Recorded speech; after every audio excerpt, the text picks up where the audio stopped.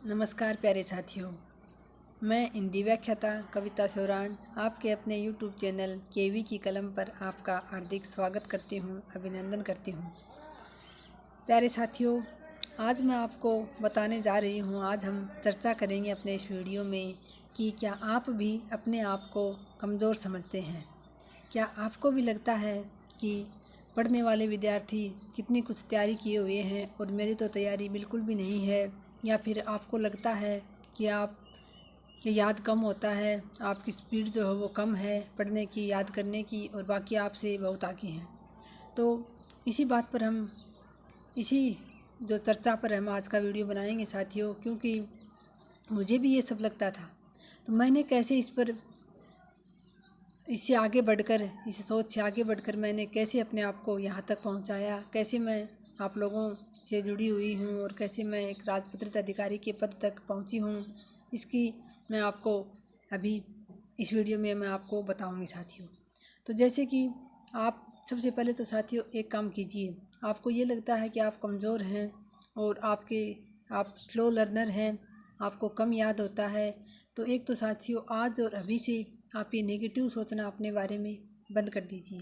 क्योंकि बहुत सारी जो स्थितियाँ होती हैं साथियों, वो हमारे सोच के मुताबिक, हमारा जो नज़रिया है उस पर निर्भर करती हैं। अब कोई दृश्य हो सकता है, कोई हमारे सामने कठिनाई हो सकती है, कोई हमारे सामने खुशी का या दुख का भी कोई पहलू हो सकता है, तो वो हमारी सोच पर, हमारे नज़रिए पर निर्भर करता है।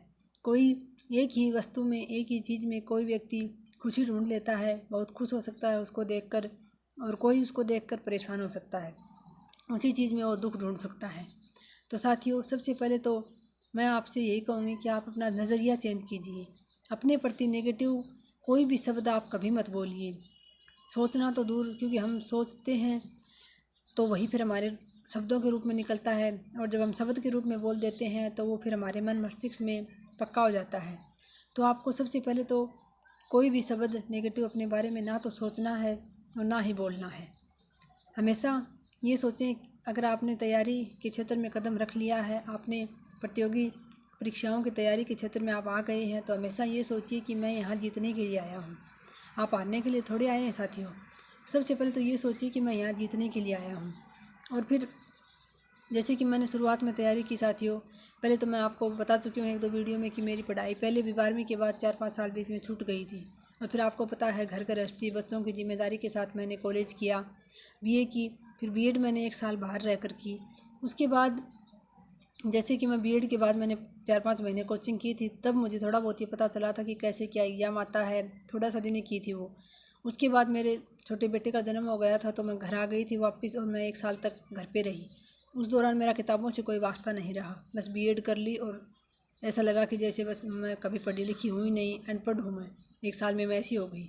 फिर 1 साल का मेरा बेटा होने के बाद मैंने जैसे तैसे करके एक स्कूल ज्वाइन किया, पास के ही गाँव में, भले ही सैलरी भी नाम मात्र की थी, लेकिन फिर भी मेरी मजबूरी थी, और फिर मुझे घर के माहौल से बाहर निकलना था। नहीं तो मुझे लगता था कि मैं यहीं कुछ दिन में पागल हो जाऊँगी, क्या मेरी पढ़ाई काम आएगी।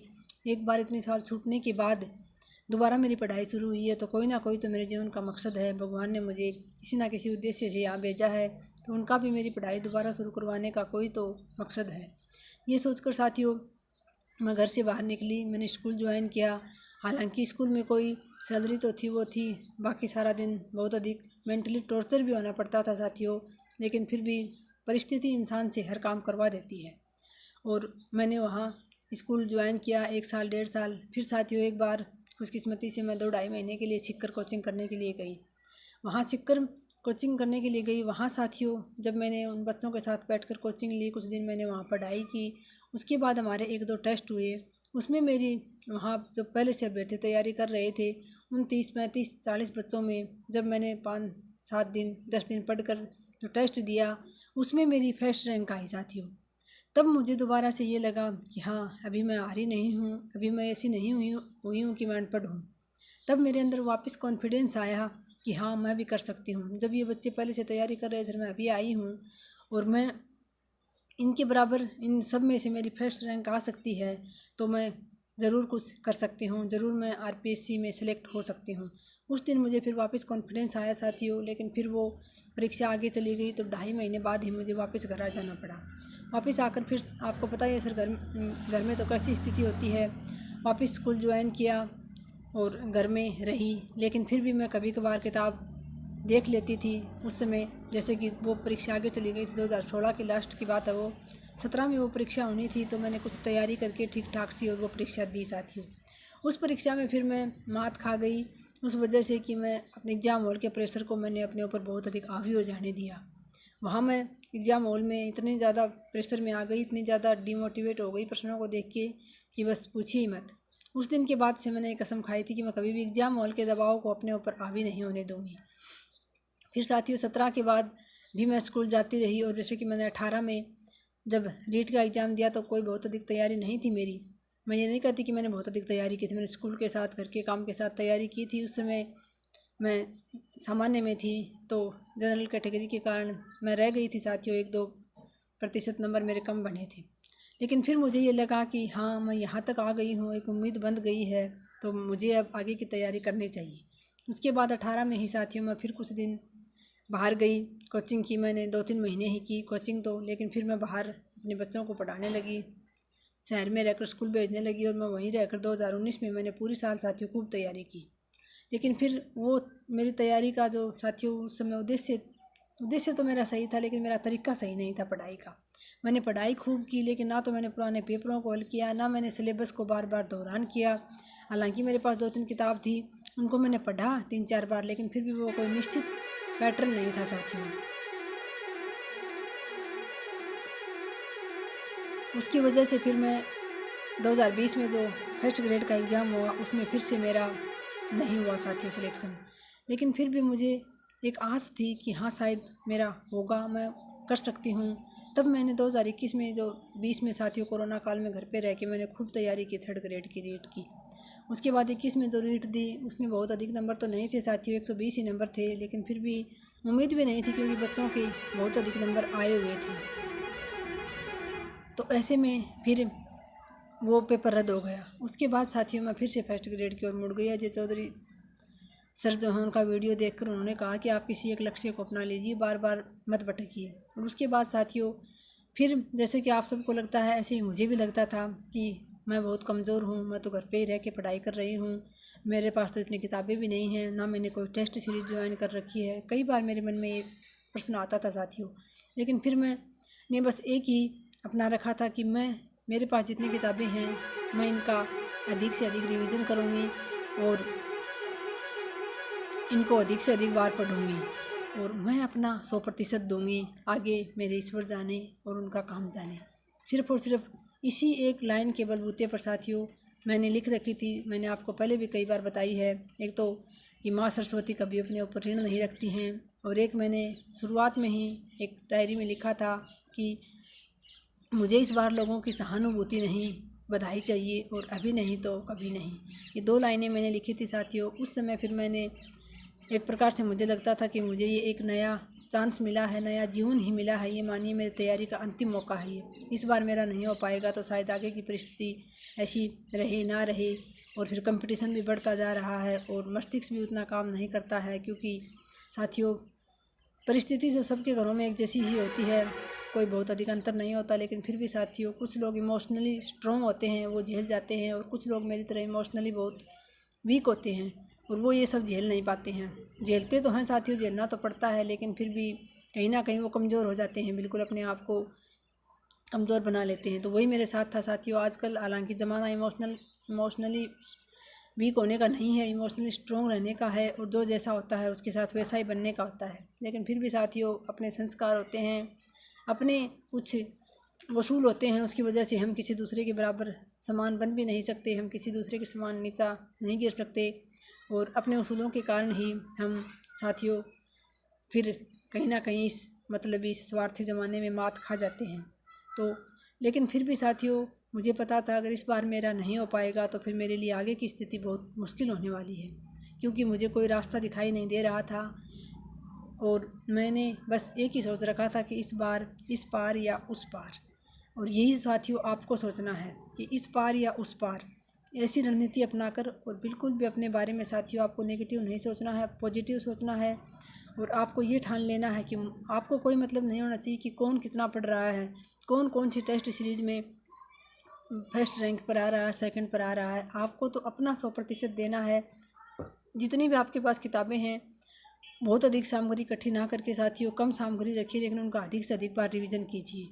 अब जैसे कि मैं कमज़ोर थी शुरू से ही, बहुत अधिक, जैसे 10वीं 12वीं में भी औसत ही नंबर है, कोई बहुत अधिक नहीं है, बीच में छूट गई। फिर उसके बाद साथियों बीएड के बाद भी जैसे कि मैंने एग्ज़ाम दिए, उसमें तैयारी की, हालांकि थोड़ी बहुत पावर ठीक थी, कचिंग पावर की, मैं याद कर लेती थी, याद हो जाता था। लेकिन फिर भी जो और बच्चे हैं जो लगातार पढ़ते आ रहे हैं, बहुत अधिक इंटेलिजेंट हैं, उनकी तरह तो मैं नहीं थी साथियों। तो मैंने फिर ये नहीं सोचा कि कौन कितना इंटेलिजेंट है, कौन कौन सी रैंक में आ रहा है, और किसने कौन सी टेस्ट सीरीज ज्वाइन कर रखी है, किसने कौन सी बुक ले रखी है। इन सब से दूर रहकर मैं यूट्यूब पर सिर्फ और सिर्फ साथियों वीडियो पढ़ाई के ही सुनती थी। बाकी मैं किसी प्रकार का कोई वीडियो नहीं सुनती थी। Motivational video Ganpat Singh Rajpurohit sir के और अजय चौधरी सर के ही वीडियो सुनती थी मैं। बाकी पढ़ाई के अलावा मैं किसी प्रकार का कोई वीडियो ना सुनती थी, ना मैं किसी में भाग लेती थी, ना मैं साथियों किसी से बहुत अधिक फ़ोन पर बात करती थी, ना मैंने फेसबुक ज्वाइन कर रखा था, ना मैं इंस्टाग्राम, तो मैं आज भी नहीं जानती हूँ कि कौन सी बीमारी का नाम है इंस्टाग्राम। और व्हाट्सएप था मेरे पास सिर्फ़ और सिर्फ ज़रूरी चैटिंग करने के लिए, बस जो मेरे बहुत जो ज़रूरी कुछ काम होता था तभी कोई 2-4 बात करने के लिए। और बाकी साथियों मैं सोशल मीडिया का मैंने सिर्फ़ और सिर्फ पढ़ाई के लिए सदुपयोग किया साथियों। और आज उसी का नतीजा है कि आप सब लोग भी मेरे से इतने जुड़े हुए हैं। हमारी 12,000 की हमारी फैमिली है साथियों, बहुत अधिक खुशी होती है। आज एक राजपत्रित अधिकारी के पद को मैं सुशोभित कर रही हूँ, इतनी कमज़ोर होने के बाद भी। तो साथियों किसी को कुछ नहीं पता होता कि आगे क्या होने वाला है, लेकिन उस समय हमारे हाथ में हमारी मेहनत होती है, वो आपको करनी है। आपको बिल्कुल ये नहीं सोचना है कि कहाँ क्या होगा, मेरा होगा नहीं होगा। आपको बस सिर्फ अपना 100% देना है साथियों। अब आप कुछ लोग कह देते हो कि पढ़ाई में मन नहीं लगता, नींद आती है। तो साथियों अगर आपको अपने जीवन में सफल होना है, कुछ करना है, ये जीवन आपको ऐसे ही व्यर्थ फ़ोन में शॉर्ट वीडियो, कॉमेडी वीडियो देख देख कर पूरा करने के लिए नहीं मिला, ऐसे ही किसी दूसरे पर निर्भर रहने के लिए नहीं मिला है। आपके जीवन का भी कोई उद्देश्य होना चाहिए। आप अपने ऊपर आत्मनिर्भर बन सको, उसके साथ साथ आप अपने समाज के लिए, अपने देश के लिए भी थोड़ा बहुत कुछ कर सको। इसके लिए आपको सिर्फ ये फ़ोन चला के और बस घर में ही रोटी सब्जी बना के और घर में ही लोगों के ताने सुन कर आपको अपना जीवन नहीं गुजारना है। आपको अपने पैरों पे खड़ा होना है। इसलिए बिना किसी सोशल मीडिया का दुष्प्रयोग करते हुए सिर्फ और सिर्फ अपने काम के वीडियोस देखिए, और बार बार जितनी भी अपने पास सामग्री है उस पर विश्वास करते हुए बार बार उसका रिवीजन कीजिए। और हमेशा अच्छा सोचिए, ये सोचिए कि आप कर जाएंगे, आपका हो जाएगा। बाकी होगा किसका ये किसी को नहीं पता है। लेकिन साथियों पढ़ाई में मन नहीं लगता है तो फिर आपका मन किस में लगता है।